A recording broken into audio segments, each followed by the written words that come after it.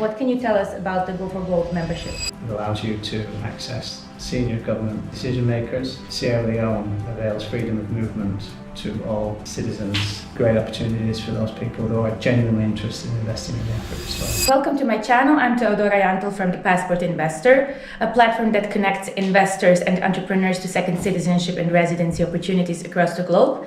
And today I have with me a very special guest, Stephen Barnes, the creator of the Sierra Leone program. Hello there. Happy to see you and happy to have you here in Belgrade. We're a wonderful city. I'm having a great time. I'm very glad. So I would like to discuss with you the Sierra Leone program, how it came to be, how was it created, what was your role in it, what were the obstacles, and what is this opportunity all about? So the opportunity in Sierra Leone is very interesting, and it's very much a standalone opportunity. There's not another program like this on the market today. It really emerged from the desire of the government of Sierra Leone to enable foreign direct investment to be attracted to Sierra Leone on the basis of the fact that the country has got British common law institutions and there is the sovereign power of the president to use aspects of the Citizenship Act to create investor stakeholder opportunities for high net worth individuals who are interested in investing in the Africa story. So if you kind of have a good look at what's been happening, for example, in Rwanda the last 10 or 15 years, you'll see that when you have inspired leadership in the African context, you can create remarkable outcomes. And so if you think that Rwanda was a country that was suffering a genocide 30 years ago and then look at streets now, you'll see that it's kind of like how Dubai was 15 years ago. So there is an analogue in sort of modern Africa to understand that if you are interested in investing in Africa and you understand that the problems that Africa faces is fundamentally one of reputation rather than realpolitik and the actual facts on the ground, Rwanda is a very good opportunity to see what can be done.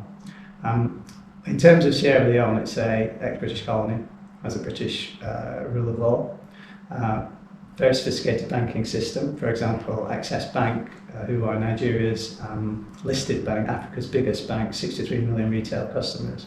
They've just acquired the West African banking arm of Standard Chartered Bank. So they are very much looking for funds under management. They're looking to leverage the new services that they've been able to bring on board as a result of the Standard Chartered acquisition.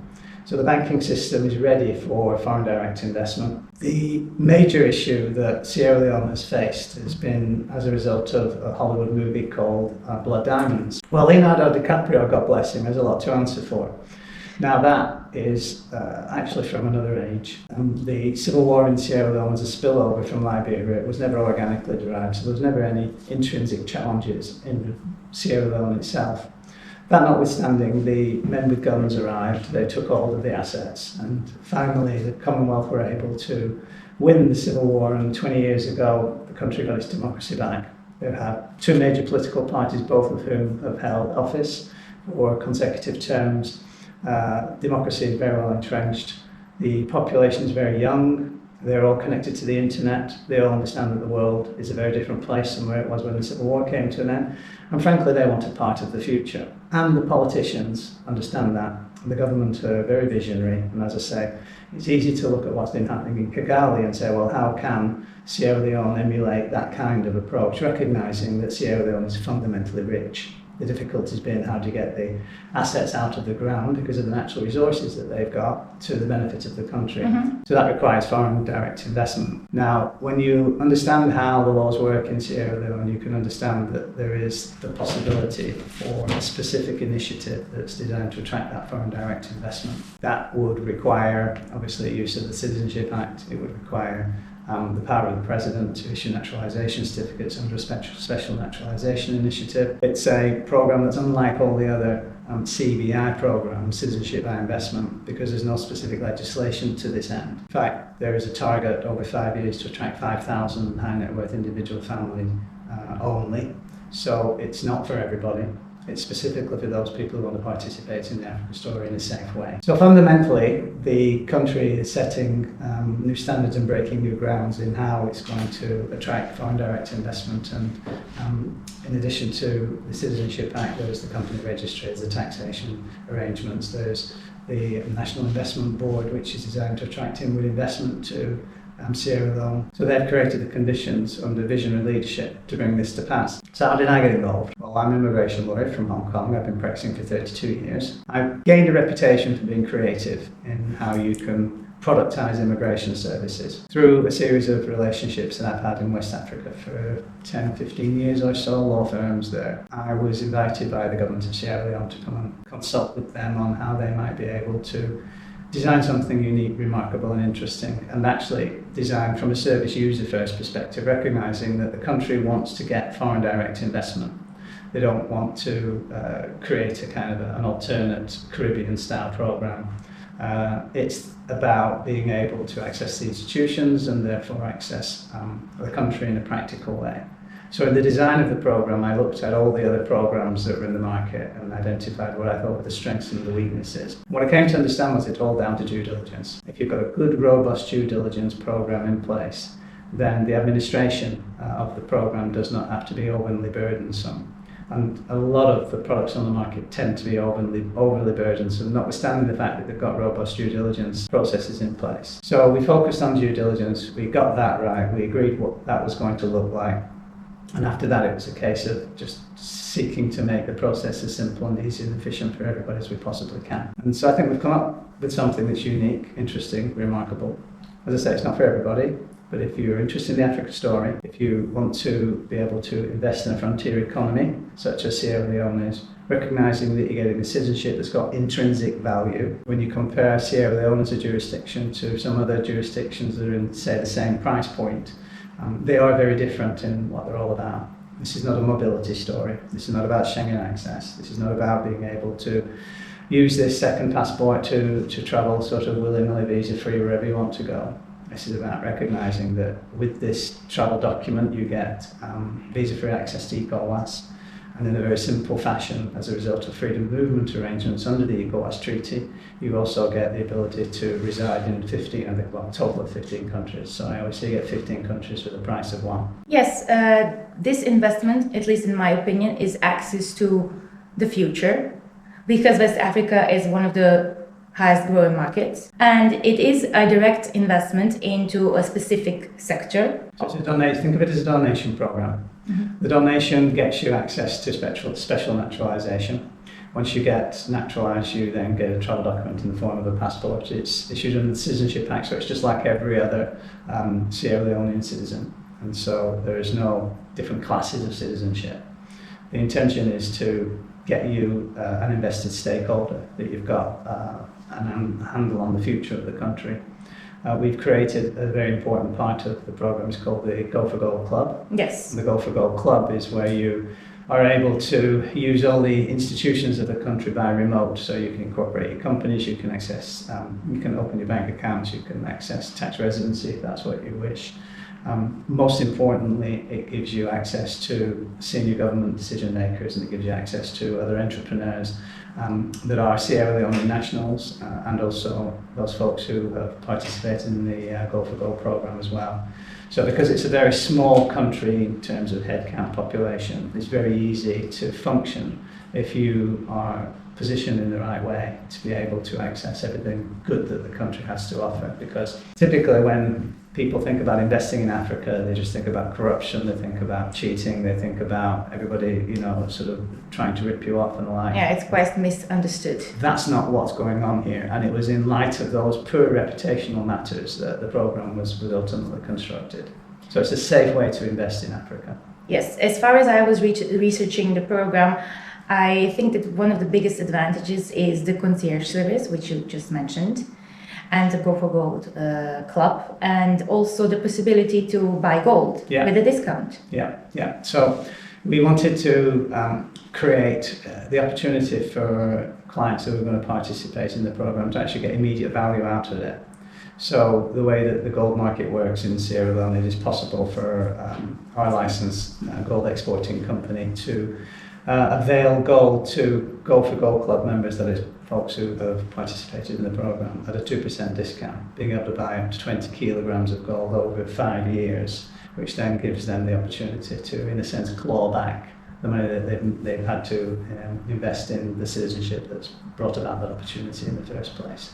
That in turn obviously creates conversations with local entrepreneurs and other sort of government ministries, and not least the National Investment Board, who we've partnered with to bring forth these amazing investment opportunities in a frontier economy where literally everything is investable because the country needs investment. You look at it and you think, well, it's a bit third world, isn't it? Well, it is third world because there hasn't been anybody investing in all the manifest need that's there. Because the population is young, as I say, they're plugged into the internet. There is money, not a lot, but there is money.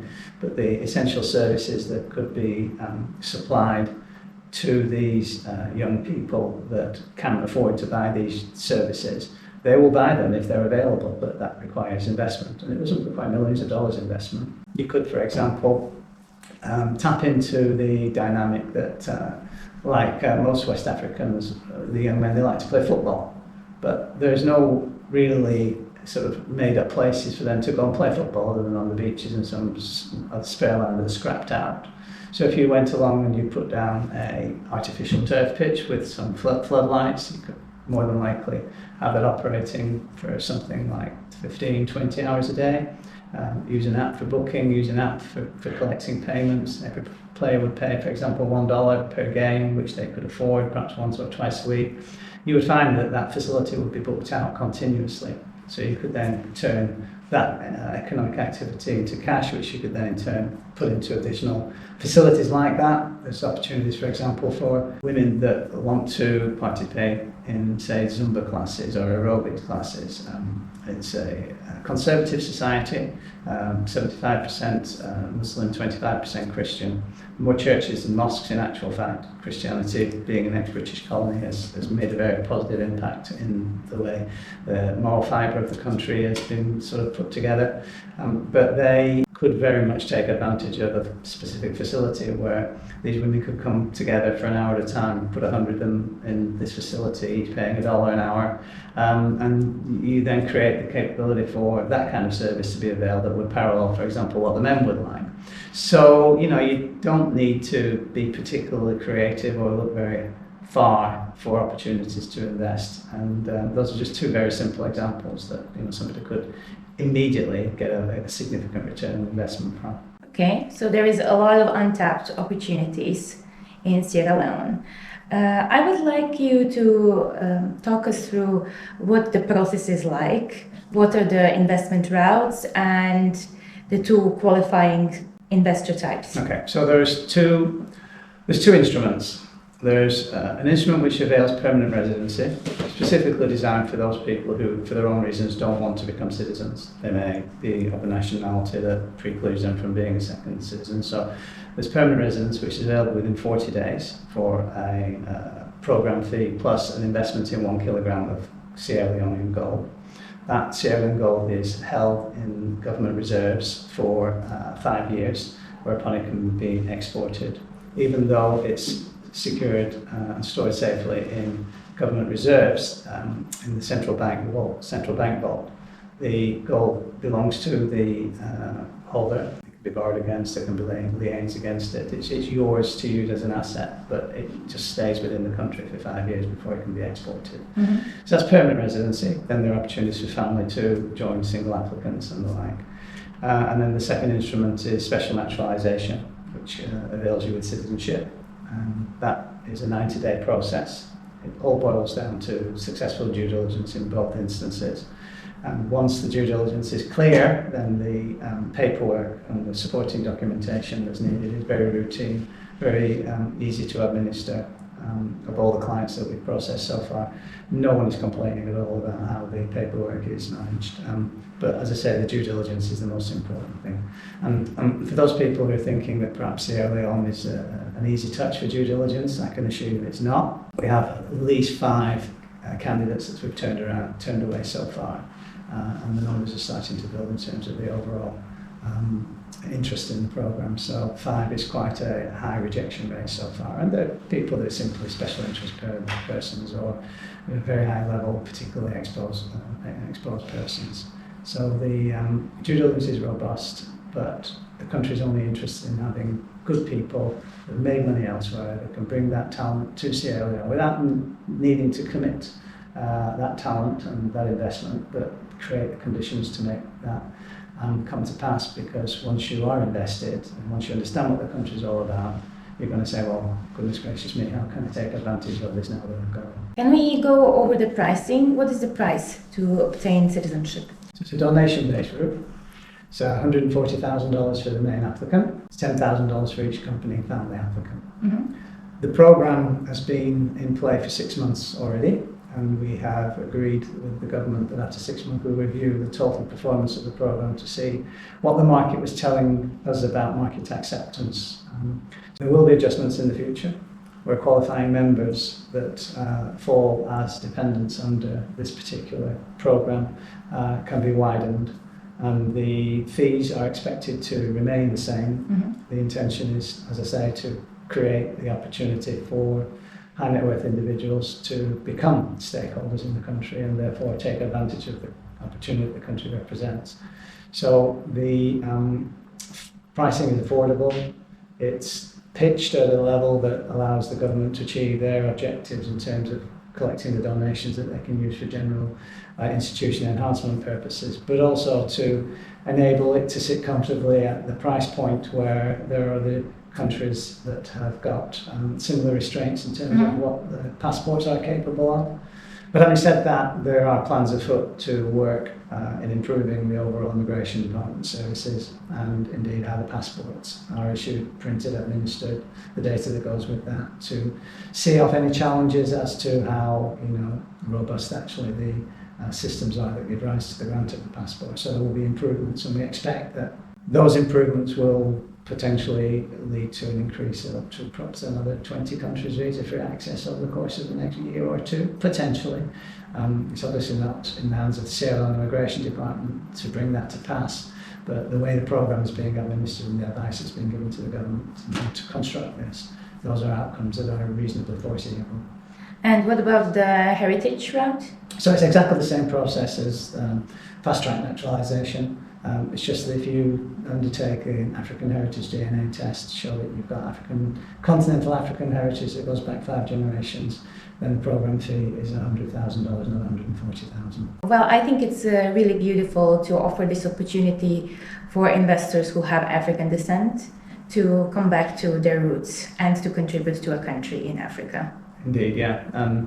And there's no particular target market for the heritage naturalisation beyond the fact that it's clear that if you are connected to the continent, you should be afforded an opportunity to participate in the growth of the continent as it rises, and definitely, whereas the last 30 years have been the China 3 decades, the next 30 years and more are going to be the Africa decade. Okay, I would like for us to go over the obvious benefits of this program, such as the Go for Gold club membership, the banking, the legal name change, and the possibility to live in any other of the ECOWAS countries. So what can you tell us about the Go for Gold membership? So the Go for Gold club is designed specifically to enable new citizens and permanent residents to get full advantage out of their new citizenship or permanent residency stakeholder status. It's designed to make it a safe way to invest in the Africa story.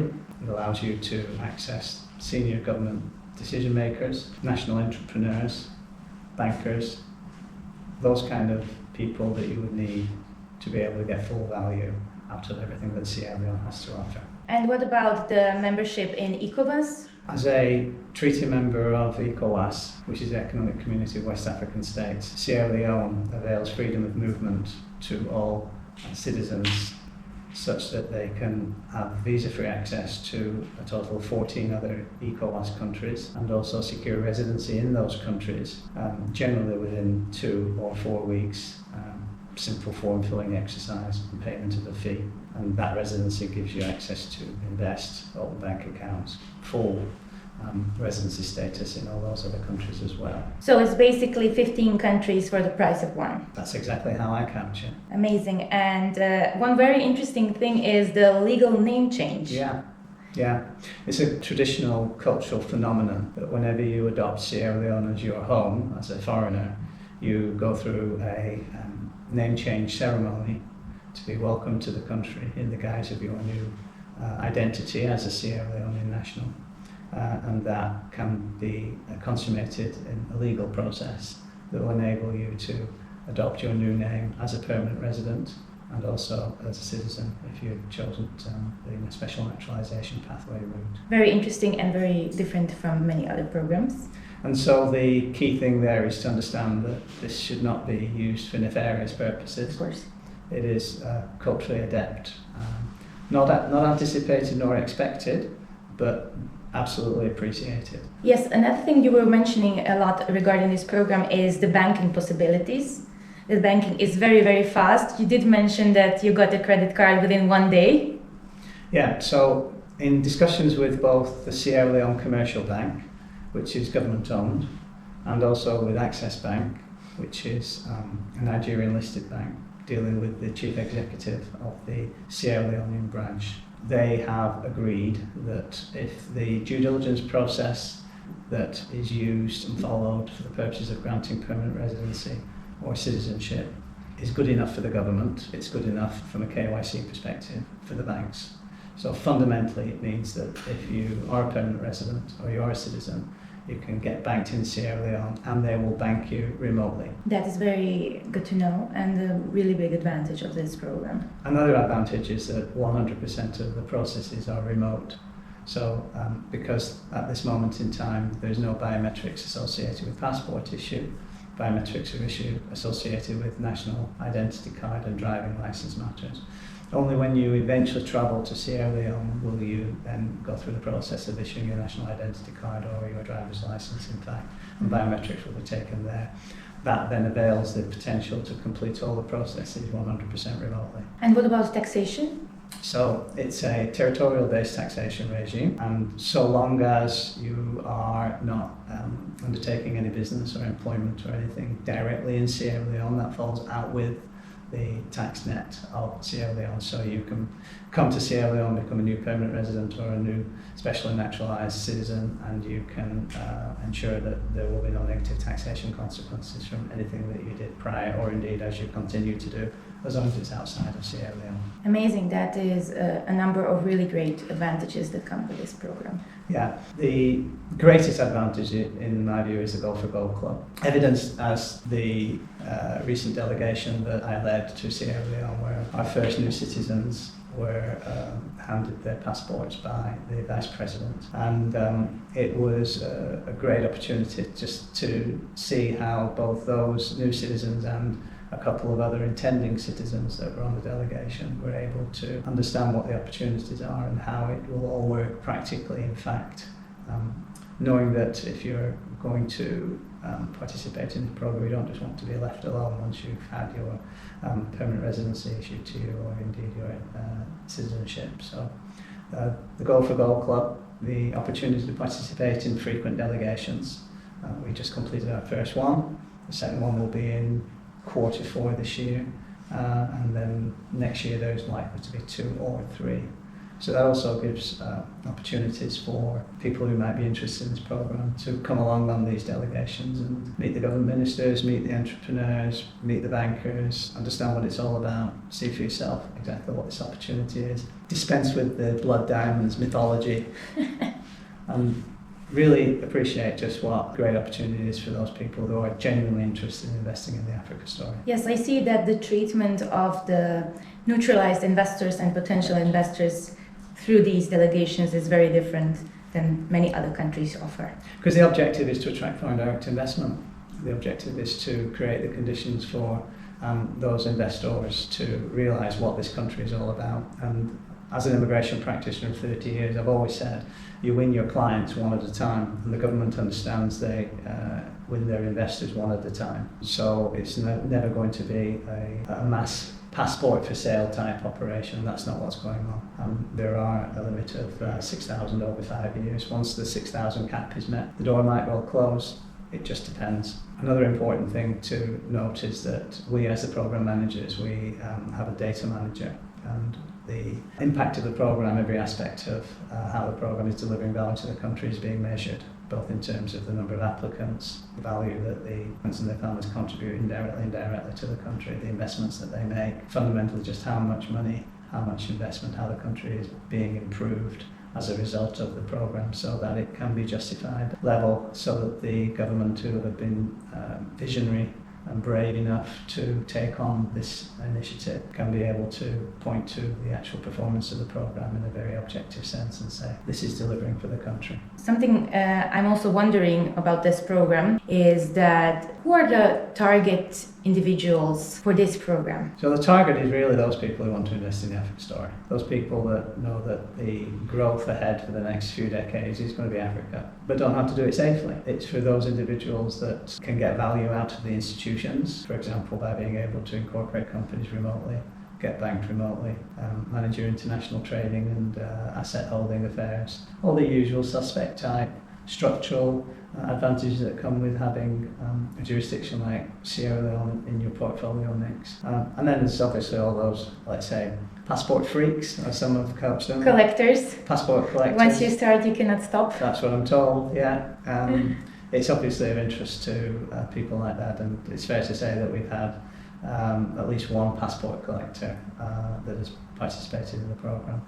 There are other advantages too for people. For example, we have a client in play at the moment who is very heavily invested in Nigeria, and he wants to be able to negotiate with his Nigerian counterpart as a fellow African national, and so it made sense for him to be able to consider this as a tool to that end. So it's like anything, horses for courses, not for everybody, as I've said 3 times now, but it does offer advantages to those people who can genuinely get value out of it for their own particular reasons. Do we have a success story?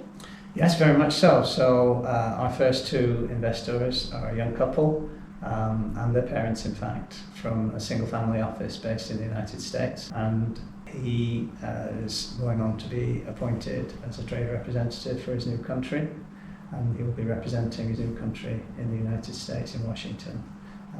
Big investor, going to buy a sizable piece of gold. He's also a gold buyer from the country, and he's looking earnestly at a number of different investments that have emerged through discussions with the Vice President's office and also the National Investment Board. Amazing.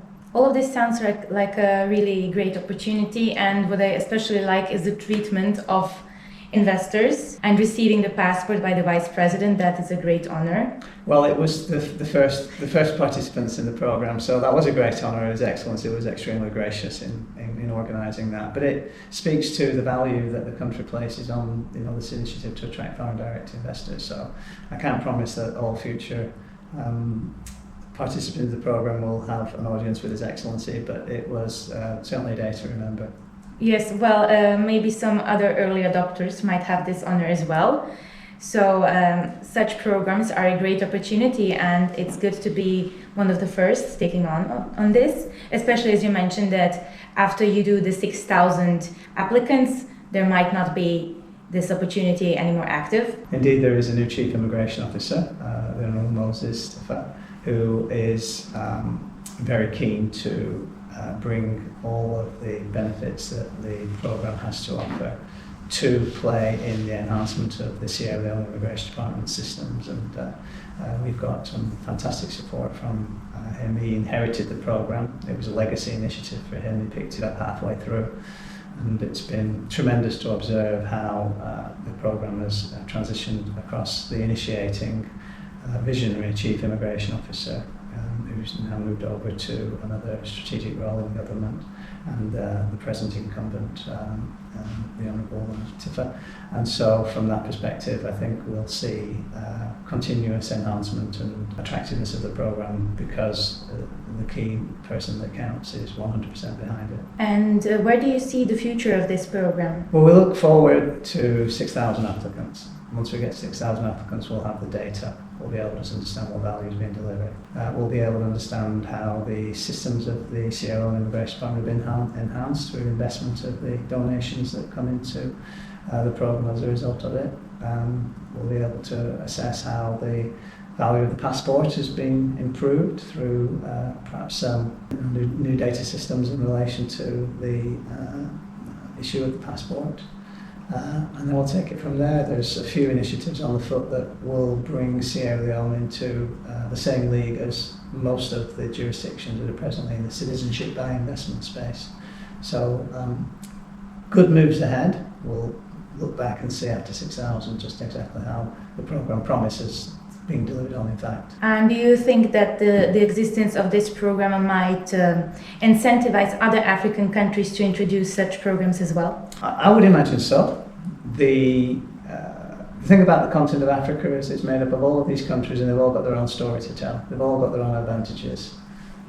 Why not? If there is a cohort of high net worth individuals out there that are interested in the Africa story, and an initiative like Sierra Leone can be pointed to and proven as to just how the immigration institutions of a country can be harnessed to the advantage of the country without changing any of the demographics of the country in the process.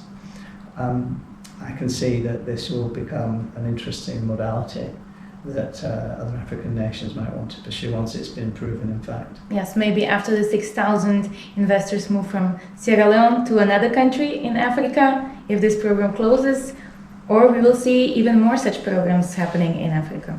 Well, it's novel. It's novel in terms of the design, it's novel in terms of how the political vision was brought into play from the outset.